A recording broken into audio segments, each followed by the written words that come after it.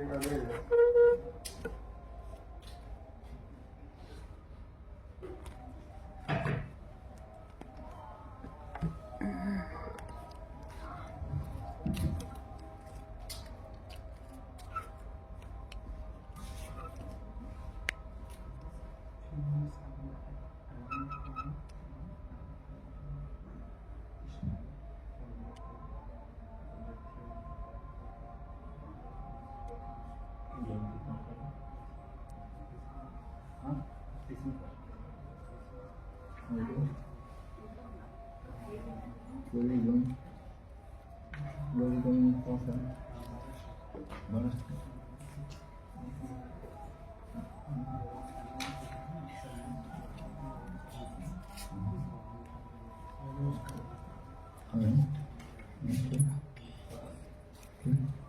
get the train from another place. From Krishna, the shoulder.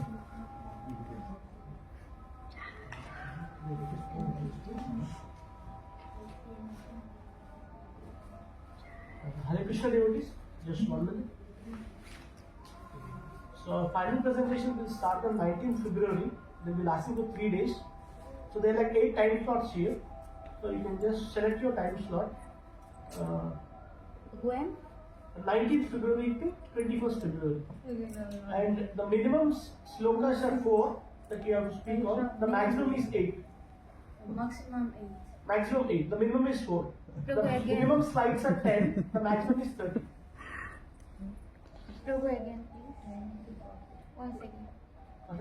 Once again. Once again. So the minimum slokas are 4 slokas. The maximum you can give the classes of 8. The minimum slides are 10 slides. The maximum is 30. It's mentioned in the 30. The maximum we can give. Okay, 53. How long? Duration 45 minutes. 45 minutes. For 45 minutes. The class will be for 45 minutes. You have to speak minimum for 40 minutes. And last 5 minutes will be for question. Alex. So the sheet is with me. Whenever you want, you can just come out.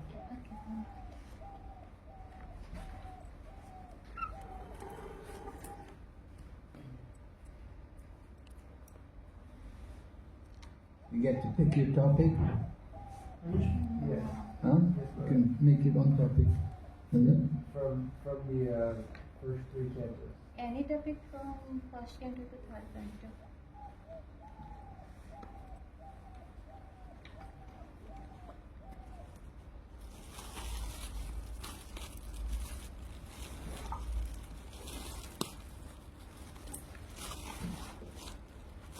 Okay, so we're hearing about Lord Brahma.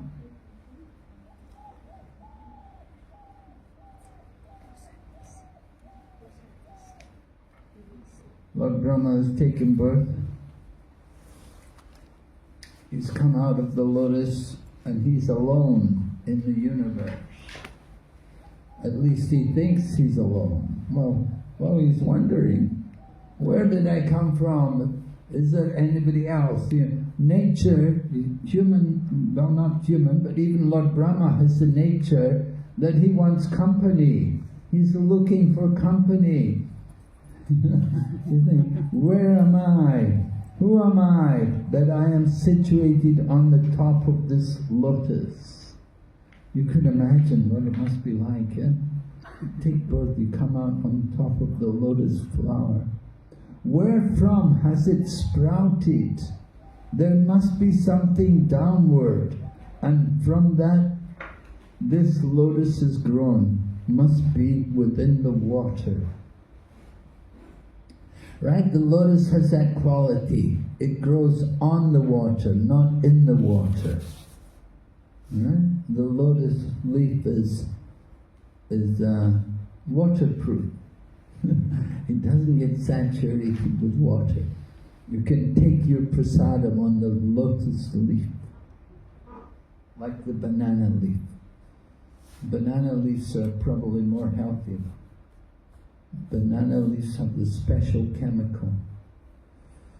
If you eat from the banana leaf every day, it's very healthy. But you can also eat from the lotus leaf. Don't eat from the, what These, what do they call it? Huh?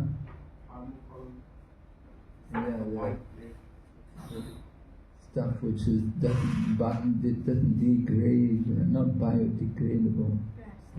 Huh? Plastic, yeah. Plastic, not plastic, but you get these paper plates, they call them paper plates, but the paper is not biodegradable and it ruins the environment. In Mayapur, of course, they banned plastic. No plastic bags, right? In Mayapur. And they don't use also these plates which are, what's it called? What's the name again for that? Styrofoam. Styrofoam, yeah, that kind of thing, styrofoam kind of plates. You get plates made of styrofoam? Yeah. The styrofoam, it's terrible, it doesn't degrade, right? You can't burn it so easily. It just ruins the environment. You know, if you travel on a train in India and you look out the train, all you see is just garbage everywhere, you know?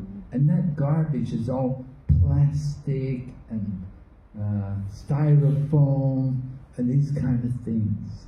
And it's just killing the environment. Not only on the land, you go to sea also, you take a ship and you find so much styrofoam and plastic, and many fish, they die because they eat these things. It's really cruel to the environment. So lotus is a good thing, very beautiful. You know, Lord Krishna's body has different features like a lotus flower, right? Which parts of Krishna's body are like a lotus? All parts. Lotus eyes, Mouth, lotus feet, nail, lotus navel, Nails. nails, lotus hand, hand, yeah. Feet. huh? Feet, Lotus face, yeah, feet. yeah. Well, that's like a lotus, right? There's that verse in prayers by Queen Kunti.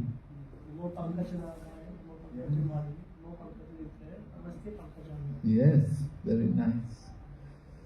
Glance is as cool as a lotus flower, decorated with lotus flowers. And his feet are marked with lotus flowers.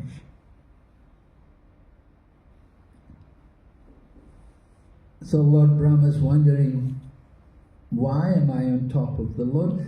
You should feel proud, you should feel glad. Wow, I'm Lord Brahma! Oh, just imagine you take birth and you come out and find yourself on the top of a lotus flower. Wow, I've done it, I'm Lord Brahma! You know, you could get really puffed up, right?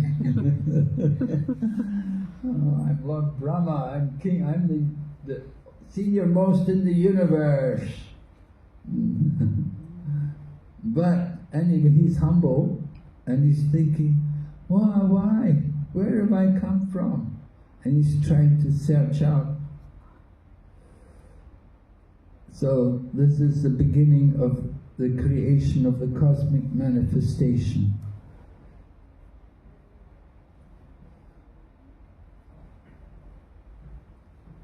People try to understand the creation, they're always trying to find out the cause of the creation, you know, they talk about, they study anthropology and all of these different things, the history of the universe. But we cannot understand these things just simply by our own mental gymnastics.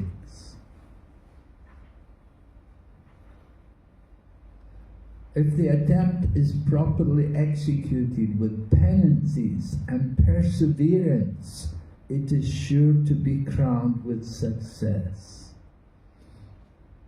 well, you could say, you know, materialistic people, they also do penance and persevere. Hiranyakashipu did a lot of penance and perseverance to get his power.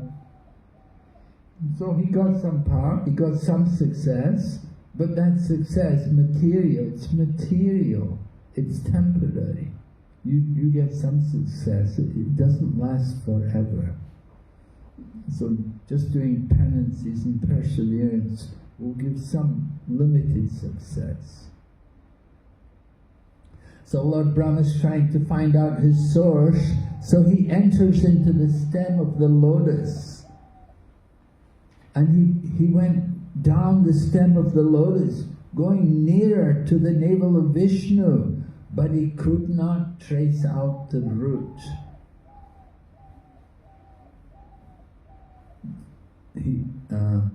It describes that he was entering down the stem of the lotus, and then he saw Lord Krishna's Sudarshan Chakra, which is the symbol of time, and which destroys everything, and he became afraid. And when he saw the Sudarshan Chakra and the indication of death, then he went back again to go back up on top of the lotus. So Prabhupada said, by dint of one's personal endeavor, one may go nearer to the Lord, but without the Lord's mercy, one cannot reach the ultimate point.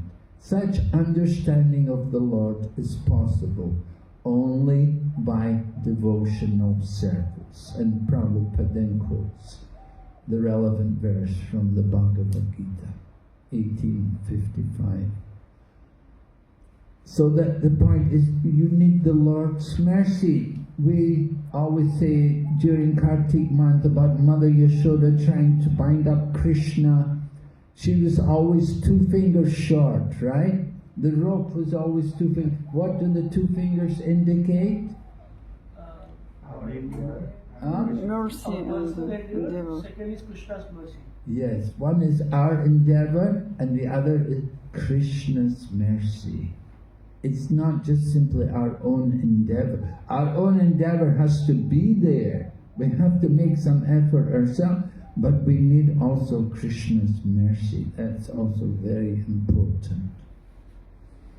So to get the mercy, we're always praying for the mercy. But you have to deserve the mercy. And that endeavor is therefore important, making that endeavor. Prabhupada's father used to always ask his guests to bless his son. Do you remember? What did they ask? What did they ask? How did Prabhupada's father say? Please bless my son. Be a servant of Srimati Radharani. Yes, to be a devotee of Radharani. So that kind of blessing you want.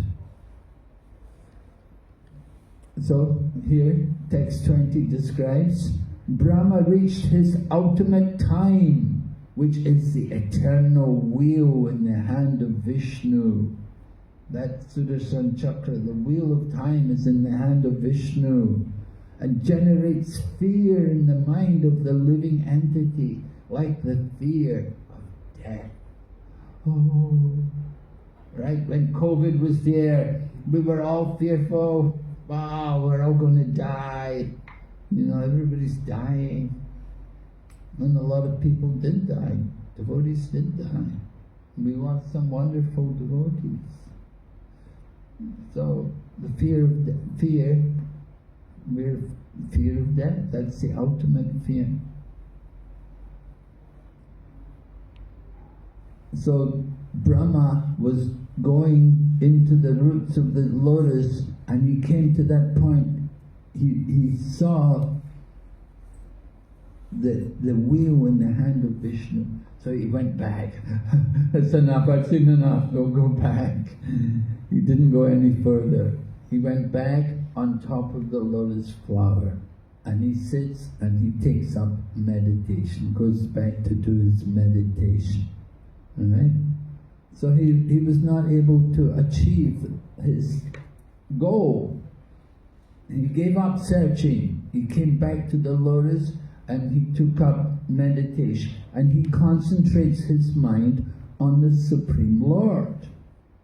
So Prabhupada discusses samadhi, concentrating the mind on the Lord, giving up all sense endeavor, practicing concentrating the mind on the Lord.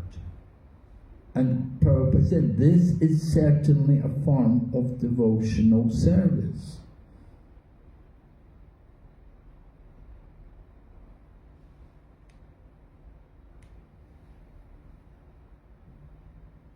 And then, at the end of Brahma's 100 years, when his meditation was complete, he developed the required knowledge.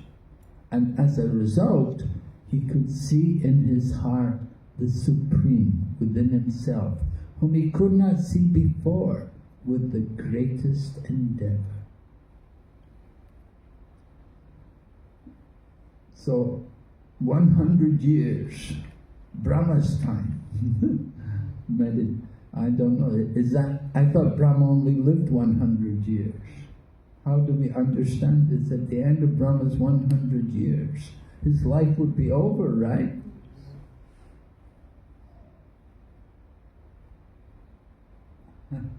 Maybe it's not Brahma's time of 100 years. Maybe it's our time of 100, but 100 years in our time is not very much for Lord Brahma. The age of Brahma is calculated in terms of Divya years, distinct from the solar years of human beings. Divya years, and then Prabhupada quotes Bhagavad Gita. So, is it 100 years of Brahma's time? I don't know. I've heard 1,000 and I've heard 100 before. That was meditation. You heard 1,000? 1,000 celestial. You mean you heard 1,000? 1,000 years? Brahma's life? 1,000 celestial years I've heard. Brahma's. Well, it was mentioned, that was in the beginning, he lay in the water for 1,000 years. That was in relation to Garbhodakshaya Vishnu. I would just say at the end of Brahma's 100 years. When he heard the thing tapa, he did tapasya for 1,000 celestial years. That's mentioned. When he heard tapa, then he did austerity for how long? 1,000 celestial years. 1,000 celestial years? And then? So how does he live 100 years? Generally, we say the lifetime of Brahma is 100 years. Divya Yuga, Divya years.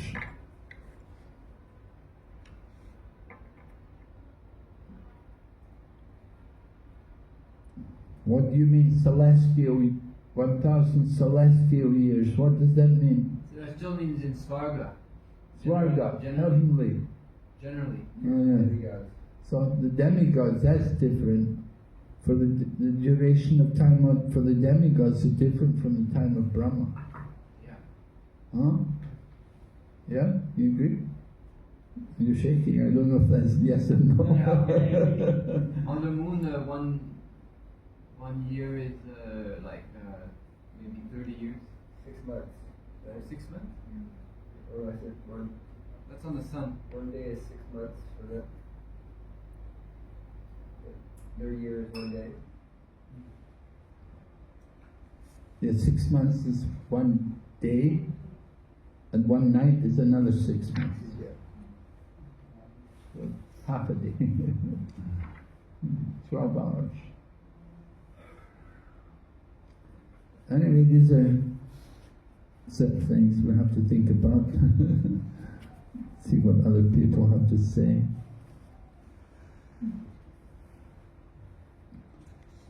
So Brahma did meditation for 100 years. He developed the required knowledge, and as a result, he could see in his heart the Supreme within himself, whom he could not see before with the greatest endeavor. So Brahma saw the Supreme within his heart. Who is that? Is that the Super Soul? Or is it Garbhodakshaya Vishnu? Who does he see? Is there a difference between? We'll read Prabhupada's purport. On that basis, Brahma meditated for 100 years before he could understand the supreme cause of all causes. And then he wrote Brahma Samhita.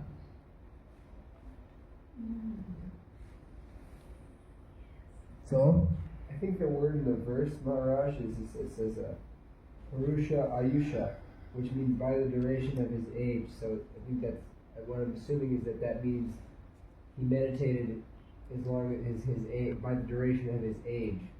He meditated as long as he lives and then begins to live. That's what the word 100 is not in the text. yeah, it's not in the So I'm text. assuming that word Purusha Ayusha, by the duration of his age, is referring to his age being that he lives 100 years, so he meditated the duration of his age So he meditated for his whole life.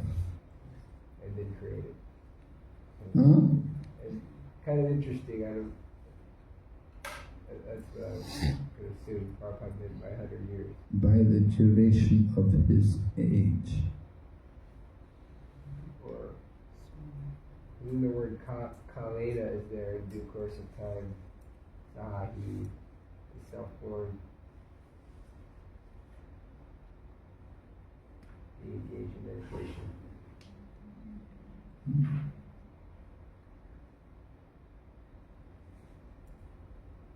Yeah. Yeah. These are all questions which... Oh, I'll look in Bhanu's... I'll see what Bhanu Swami has to say. I've got his commentary here. Maybe I can check it out and see what... just a minute. See if I can find his commentary.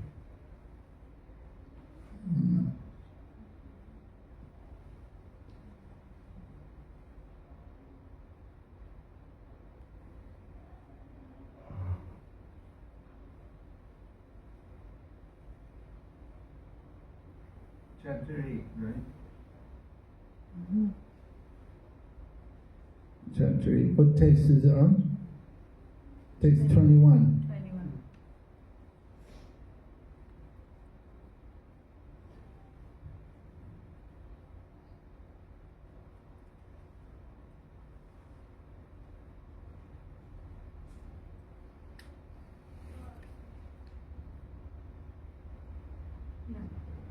Giving up his search, Brahma, unfulfilled in his desire, then returned to the lotus.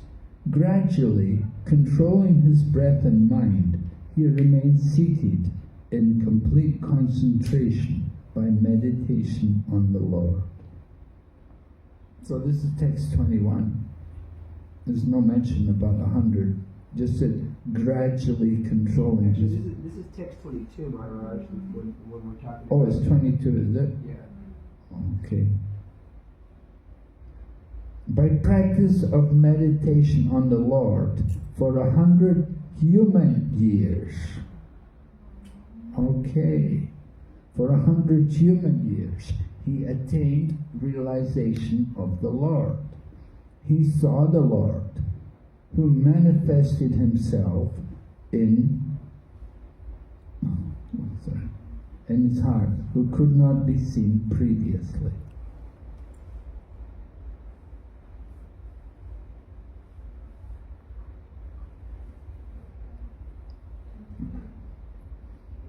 Means by 100 years, this should be understood to be according to the calculation of human life in Kali Yuga. When Maitreya was speaking, by a mature state, reached through meditation on the Lord, he saw the Lord. Since later Brahma says, Janis Mona, anyway, quotes 394, whom your devotee mediate. He saw the Lord who manifested himself in his heart, whom he could not see when he searched previously for the foundation of this lotus abode.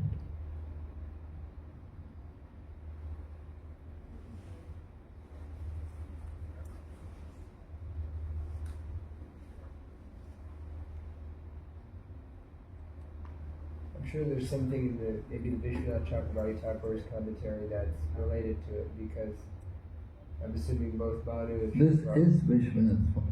Oh, this is Vishwanath This Chakravarti. is Vishwanath Chakravarti Thakur. Oh. So it says 100 years, 100 human years. Okay? So that clears that up.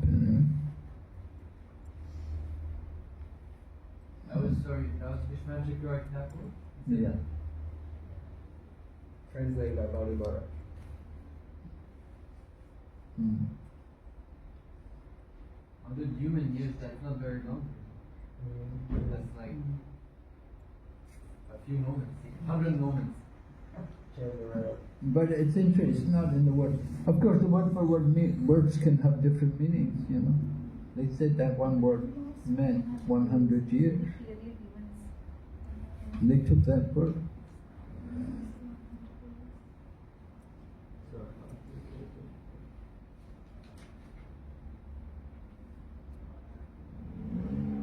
All right. So I knew Brahma is he meditated for 100 years, and he understood the supreme cause of all causes, and then he wrote the Brahma Samhita. Lord Chaitanya discovered the Brahma Samhita in Adikeshava temple in South India, in Kerala. The temple there. Yeah, you from there? Yeah. You from I'm Kerala? from Kerala, yeah. You're a Malayali. Malayali, Yeah, Malayali people, they're very fond of Srimad Bhagavatam, right? yes, yes. Srimad Bhagavatam is very popular there. So Lord Chaitanya found Brahma Samhita there in that temple. It's an ancient temple, still there. So Prabhupada said, one has to wait for the mercy of the Lord before one can either render service unto Him or know Him as He is. So you have to wait for the Lord's mercy. We may endeavor, I'm not getting any mercy. It's up to Krishna when He gives a mercy. If He gives a mercy at all, it's up to Him. We have to be patient. That's also required. So Lord Brahma could see that on the water there was a gigantic lotus-like white bedspread. Now, is this what he's meditating on, or is this what he sees in his heart?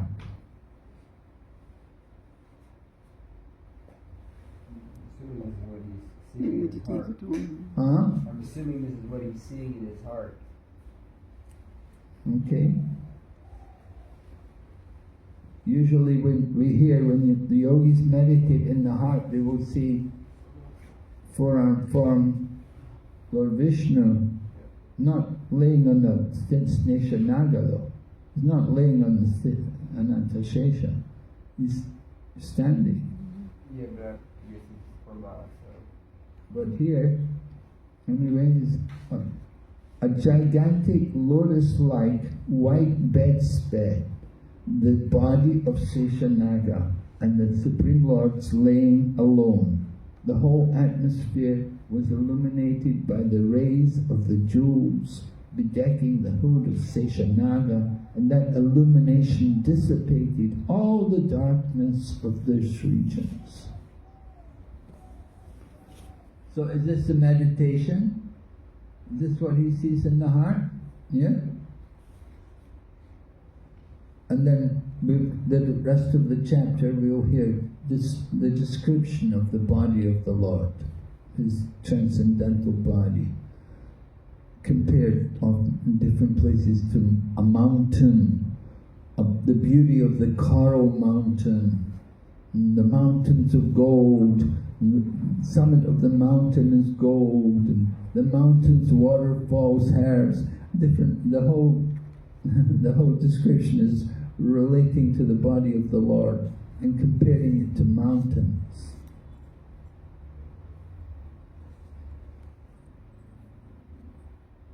So Prabhupada explains about the beauty of nature, how we are attracted by nature. But Prabhupada points out, he said, one who is attracted by Param, the Supreme, is no longer attracted by anything inferior.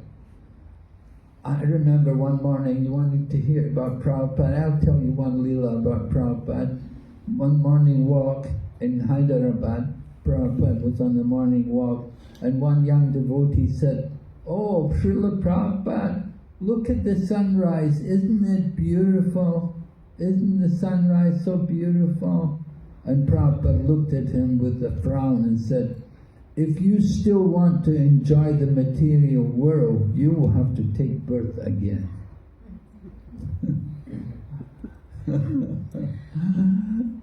So you have to be careful what you said around Prabhupada. Yeah. But the same point is made here, that if we are actually attracted to the Supreme, to the Param, then nothing else is attractive. It's no longer attracted by anything inferior. We don't appreciate so much the beauty of the material nature. If we're attracted by the beauty of the Lord, you're no longer attracted by the beauty of material nature. But Prabhupada said, he does not minimize its beauty. Okay, it's beautiful, but where is that beauty coming from? Try to understand the origin of the beauty. Nature is beautiful. Who is behind it? Who's created that nature? And how beautiful that person is. Try to understand that, the origin of the beauty of the creation. So would you say that it's okay to acknowledge the beauty if we see Krishna behind it? Like when we see the sunset, we say, oh, Krishna is we think of Krishna. Or we see the moon, we think of Krishna. Or we see something beautiful in nature, we think of Krishna. Rather than thinking it's just beautiful, we think of Krishna. Yes. That's Krishna conscious, right? Yeah, well, yeah, we hope so. Trying to keep it in Krishna consciousness and seeing Krishna. Krishna says, I am the light of the sun and the moon. So the light of the sun, that is Krishna. We're seeing Krishna. Who can say they have not seen Krishna? Krishna says, I am the light of the sun. Everywhere, everything is Krishna's energy. So we can see Krishna everywhere. In the Bhagavad Gita, Krishna, Yomam Pashati Sarvatra Sarvam Cha Mai Pashati Tashaham Na Pranashami Sachame Na Pranashati. For one who sees me everywhere and sees everything in me, I am never lost to him, nor is he ever lost to me. It's a nice verse. That's the vision. That's the Uttama Adhikari. You see Krishna everywhere. So Devotee said, Devotee had said that in the Universal Form chapter, you're hearing everything comes from Krishna. So in that way, the pure devotee, he sees that the whole world is Mahaprasadam. The whole world is Mahaprasadam. Everything comes from Krishna. No need to offer anything. It's all Mahaprasadam. Yeah, okay. So we hear about the size of Krishna's body. It's so huge. 3 planetary system. His transcendental body, unlimited in length and breadth, occupied the 3 planetary systems, middle and lower. His body was self-illuminated, unparalleled dress and variegatedness, and was properly ornamented. So, the beauty of Krishna. Beauty is one of the opulences of the the material world, and Lord Krishna possesses the greatest beauty. So he's always magnificently dressed and ornamented.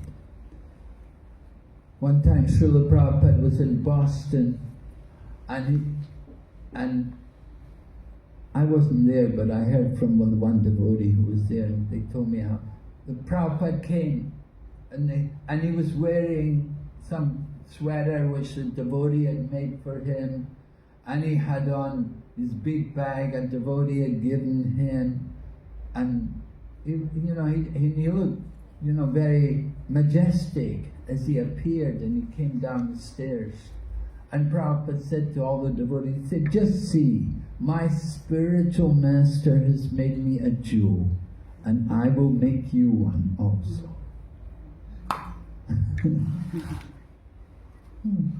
Prabhupada said it like that. So then Lord Krishna is encouraging the devotee. He shows his lotus feet. He raises his lotus feet, encouraging them. It's an award for those who worship him in pure devotion. Seeing the lotus feet of the Lord, very special.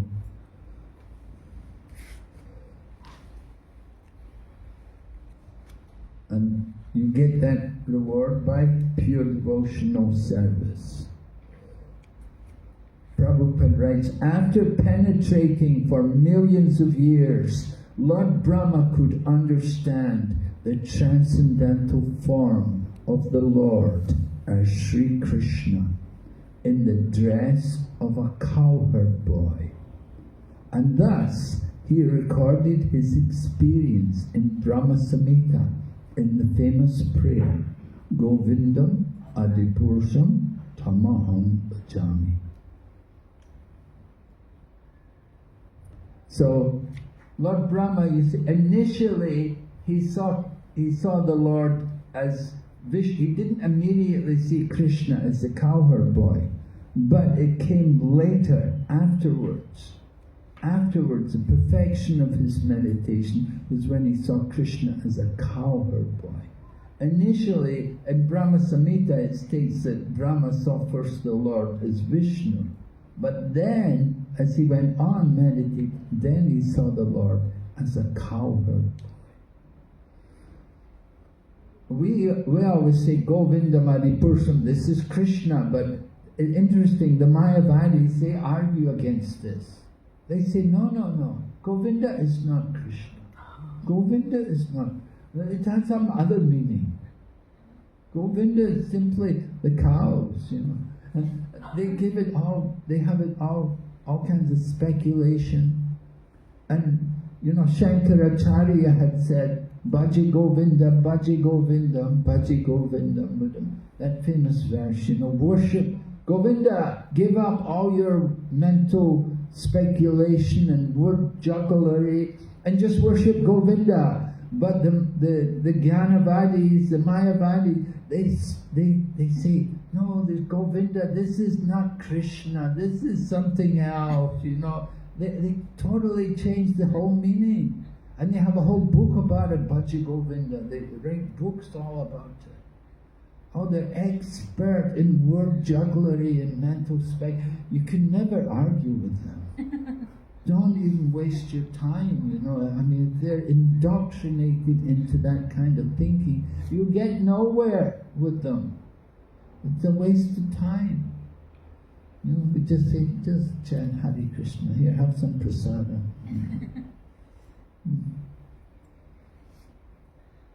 But anyway, for us, Govinda is Krishna. We like. And Prabhupada is stating here, Lord Brahma did see Krishna as a cowherd boy. But that was after millions of years. A lot of tapasya, a lot of meditation, finally he saw. And the Lord showed his lotus feet, encouraging the devotees. He acknowledges the service of the devotees, vanquished their distress by his beautiful smile, and everything about the Lord is pleasing. His beautiful features, very pleasing. Prabhupada writes, the devotees are ever satisfied by the smiling face of the Lord, and they become enlivened. Did Radha Madhava smile at you this morning when you went for darshan? Yeah. Were they smiling at you? Yeah. Oh, really? Huh? So fortunate. Huh? Oh, you're so lucky souls. So, were you enlivened when they smiled? Yes. And seeing the devotees enlivened, the Lord is further satisfied. So there is continuous competition between the Lord and his devotees by the reciprocation of service and acknowledgement. Right? If you didn't acknowledge your then Krishna is not appreciating. If he smiles at you, you should feel encouraged, you should reciprocate, you should want to do more, be enlivened to serve more. And then when Krishna sees we are enlivened, then Krishna wants to also serve more. Transcendental competition. Even in the spiritual world, there is transcendental competition between one gopi and another. One gopi thinks, oh, this gopi served Krishna so nicely, let me also serve Krishna. Like that. The devotee was distributing books, and they distributed a lot of books. They came back to the temple and said, oh, you distributed so many books. Oh, please bless me that I can also distribute so many books. So get the blessings from the devotees. So Maitreya continues describing the Lord, his decoration, his dress, the yellow cloth, saffron dust of the Kadamba flower. Kadamba flower. Have you seen? I haven't seen too many of those. Kadamba flower with saffron dust. His chest was decorated with Srivatsa and a necklace of unlimited value. Maybe it was Kastuba. Anyway, different descriptions of the beauty of the Lord. Yellow cloth. In China, in the ancient days of China, the ancient ruler was the only one allowed to wear yellow. Yellow was the dress of the emperor. And so interesting how in the Vedic culture, Lord Krishna is always wearing the yellow cloth.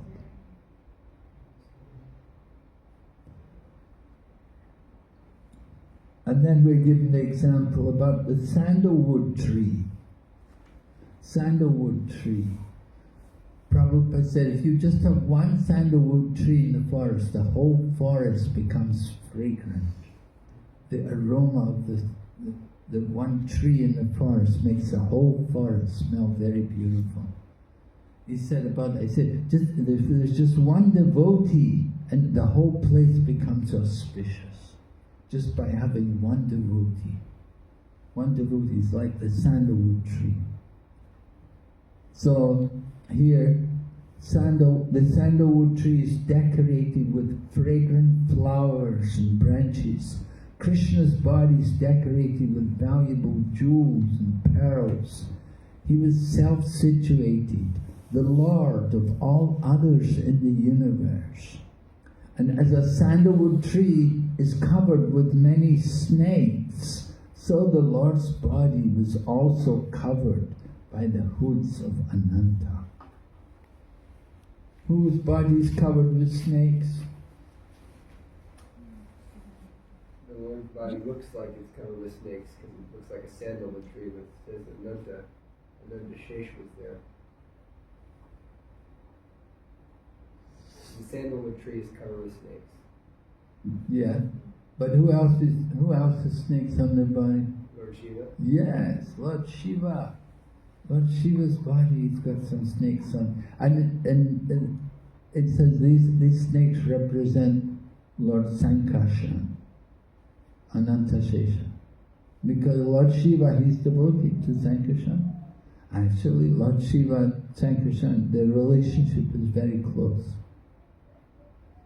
So Sankarshan is Lord Shiva meditates on Sankarshan. Those snakes on the body of Lord Shiva represent Sankarshan. So here the sandalwood tree is covered with snake. In the same way, Krishna or the Lord's body is covered by the hoods of Ananta, like an umbrella over the Lord's head. The hoods of Ananta are like an umbrella.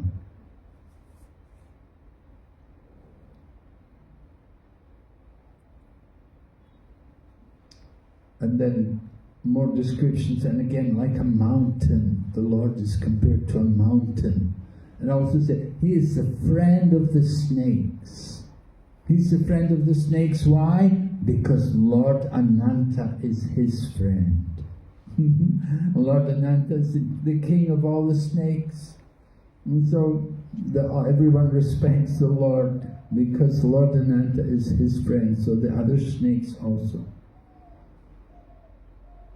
And as a mountain has golden peaks, the Lord has thousands of golden helmeted hoods of Ananta Naga.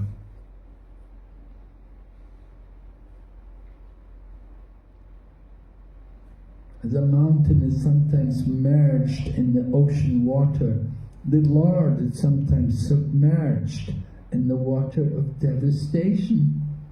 Yeah. He's also submerged in the water of devastation. He's resting on Anantashesha, but sometimes he's submerged in the water of devastation.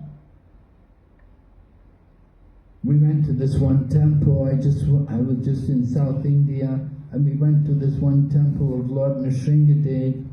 It was underground, and when we had to go through this tunnel, and the tunnel was all water up to the chest. And we were walking through this water, we were in this water for 1 hour before we got darshan of the deity. It was incredible. There were hundreds of people. There were so many people, all pushing, shoving. You know, in South India, to go for darshan means you have to line up. They think if you don't line up, they think, what kind of darshan is this? They're so used to it, you know. They're everywhere, every temple in South India is like that. Line up, you know. You have to line up to see the deity.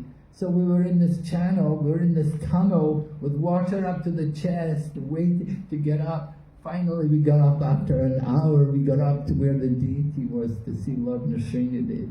Was it cold, Maharaj? Huh? Was it cold? No, it wasn't too cold. South India is a bit warmer, you know.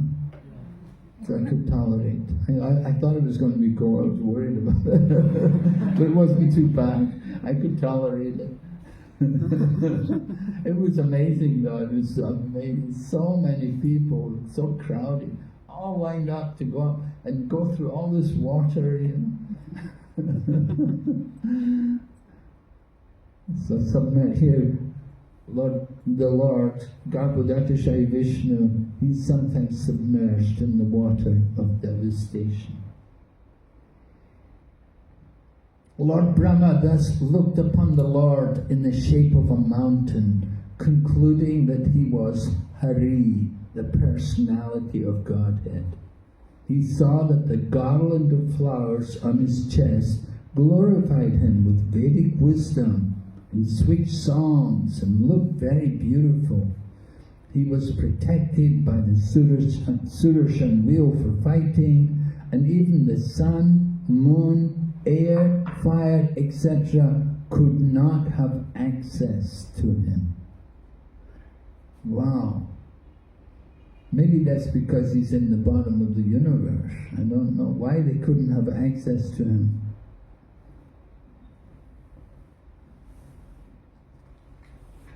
We saw, anyway, Lord Brahma certainly had a good vision of the Lord. When Lord Brahma, the maker of the universal destination, thus saw the Lord, he simultaneously glanced over creation. Lord Brahma saw the lake in Lord Vishnu's navel and the lotus flower, as well as the devastating water, the drying air in the sky, all became visible to him. Wow, he's so fortunate, he got perfect vision of everything.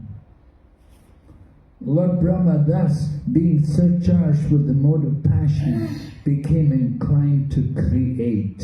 And after seeing the 5 causes of creation indicated by the personality of Godhead, he began to offer his respectful prayers on the path of the creative mentality.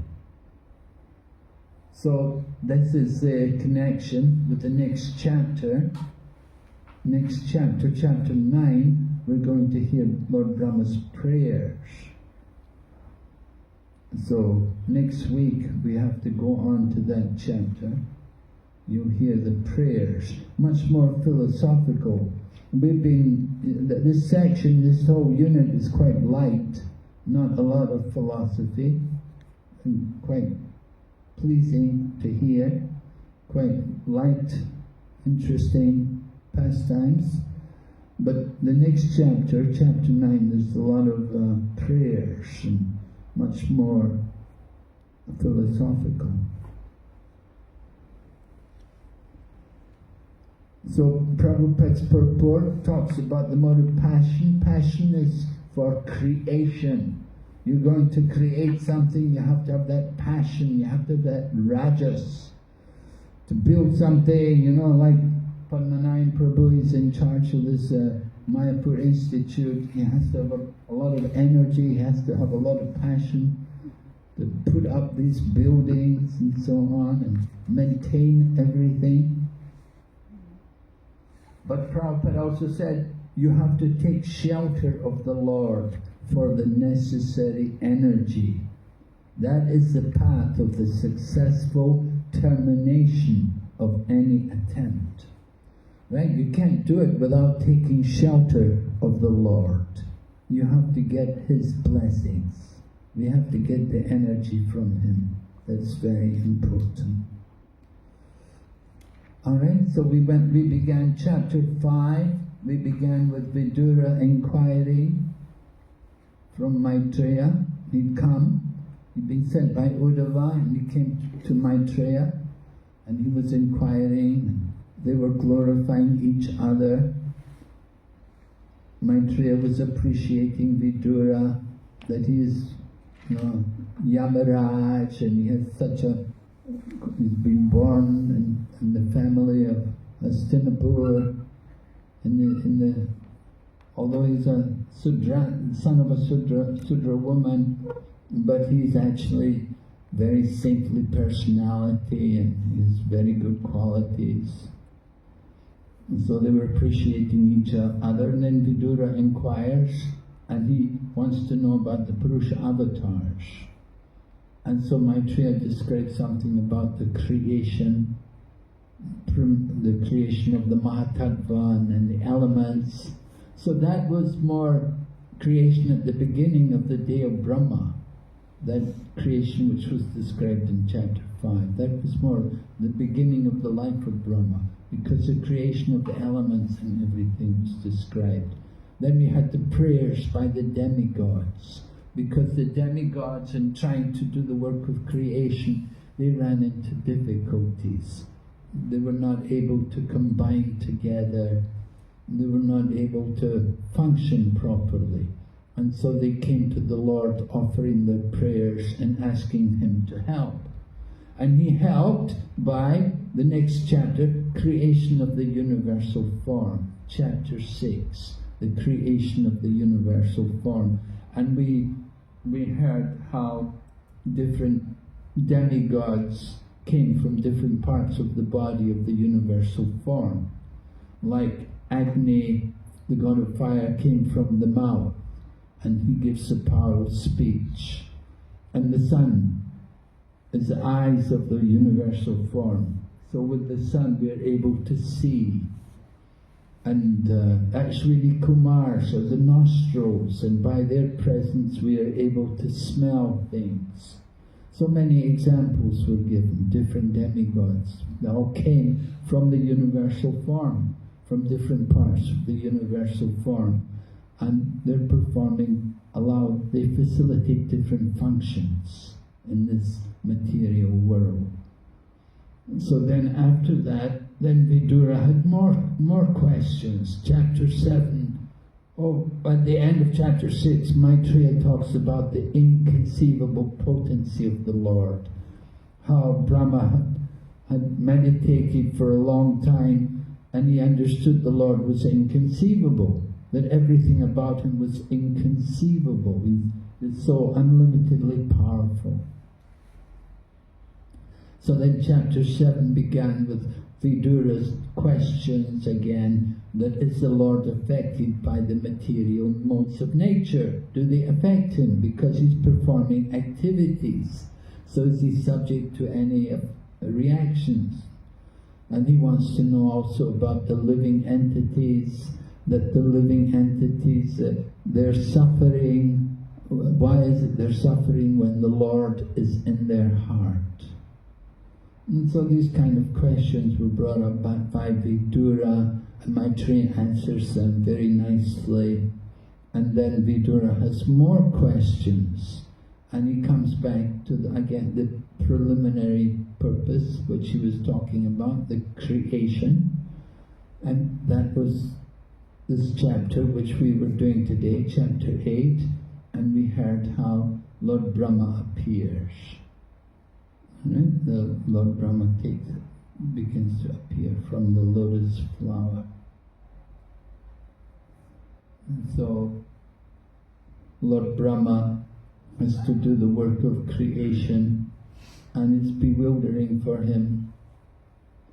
He was trying to understand his origin, he could not, but then he meditated for 100 years, and then after 100 years he was able to see the Lord in his heart. And we heard the description of the Lord in his heart. That description, Garbhodakashai Vishnu, Lord laying on the bed, on Anantashesha. And so Brahma has to then think about creation, his work. He has a task, he's been given a duty, that he's inspired by the Lord, that because he is he's the controller of Rajagun, so his nature is to create.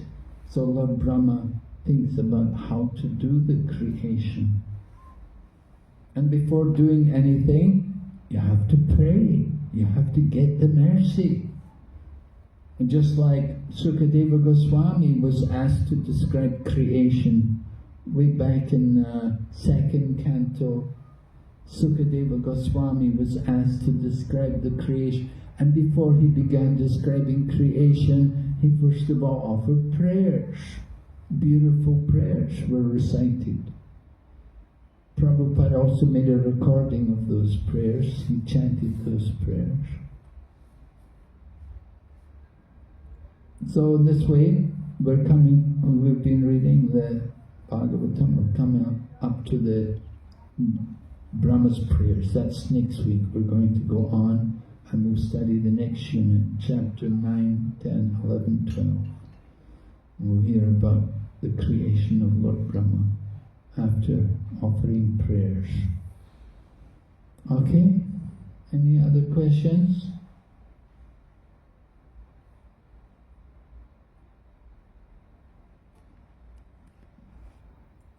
You want to know about Prabhupada? Yeah, Yes. yes. Well, Prabhupada said, you know me by my books. You read my books, you'll know me. Are you reading my books? That was Prabhupada's concern. He was always concerned like that. He said, my books are not just for you to sell. He said, they're for you to read.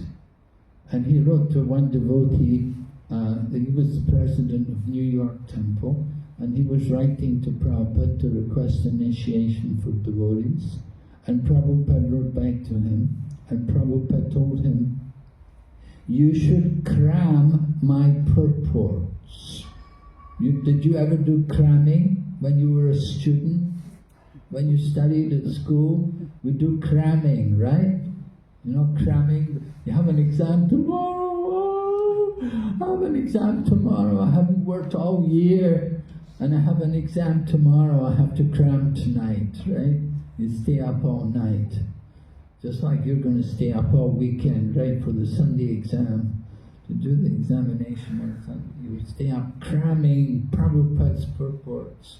So Prabhupada said, cram my purports. Yeah, and that is very nice. Study Prabhupada's books, cram my books. So Prabhupada liked us to read the book. He wanted us to carry the Bhagavad Gita with us everywhere. He said we should always have a Bhagavad Gita with us. That was important. Different things. You have to. Prabhupada was always checking the cleanliness, especially in Mayapur. When he came to Mayapur, he would go all over the campus, he'd go around everything, check everything. And he came when he was going around one time, we had this outhouse, you know. We never used to have so much accommodation, so we used to live here and there. And at some point, we were also living along the wall. Now they have shops there along the wall, but we used to live in those rooms along the wall. And the toilets were, you know, like there was some kind of building, a circular thing somewhere, you know, a bunch of toilets there. And we'd go there and use the toilet. And so there were many people living in these rooms along the wall, and you know, not all of them were so trained. Some of them were from the village. And you come from the village, you know, you're not really trained in how to use a toilet, you know. The villages, they don't have flush toilets, you know. Anyway, Prabhupada came to the toilet, and he opened the door and he said, look at this. Why is nobody cleaning this? And the devotee said, oh Prabhupada, I never did that. Prabhupada said, I'm not saying you did it. He said, but you should clean it. If it's dirty, you have to clean it. And Prabhupada studied chemistry. You know, Prabhupada as a young man, he was a chemist, and he studied chemistry. Did you study chemistry? Yeah?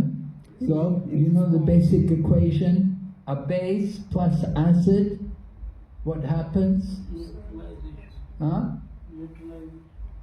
A base plus acid, what is the reaction? Neutralization reaction. No. Base, a base, you know what a base is in chemistry? Yes. What? Alkali. Yes, sodium hydroxide. Plus acid, what's the acid? Hydrochloric acid. Salt. So, sodium hydroxide plus hydrochloric acid, what's the reaction? Salt. Salt, yes, what is salt? Sodium chloride. Sodium chloride, yes, plus water, H2O. Base plus acid gives salt plus water. Prabhupada quoted, you put a base with an acid, you mix them together, they react. They react. He said the same way, a brahmana contacts a dirty place, they have to clean it. They cannot say, I never made the dirt, it's not mine, I never did it. If it's dirty, the brahmana has to clean it. If you don't clean it, then you lose your brahminical qualities. Heavy, Prabhupada preaching like that, training us. He wanted everything very clean. He was all very concerned about temples. When he came to temples, he would go through it, look in all the rooms and see We're keeping it clean, keeping it tidy. We check on everything. And we would clean Prabhupada's room every day, every morning. He'd go out for a walk and we'd go into his room, clean the whole room. Every day put clean sheets on the gadi. Every day clean the whole place, top to bottom. Prabhupada liked to see it cleanliness. Very important quality of the Brahmana. Okay? Hare Krishna. Srila Prabhupada ki Jai. Jai. Maharaj, Yeah? what name did Srila Prabhupada give you? Oh, before I was initiated, before I became sannyasi? Yeah. Oh, that was another name. Yeah, Bir Singha. You're saying. Huh. There's a big. Kirtan Prabhu. Kirtan Prabhu. What was that? Beer singer? No. You mentioned the word smile. That was shaped by a notion of the worship slowly that she Oh. Oh, very nice. Okay.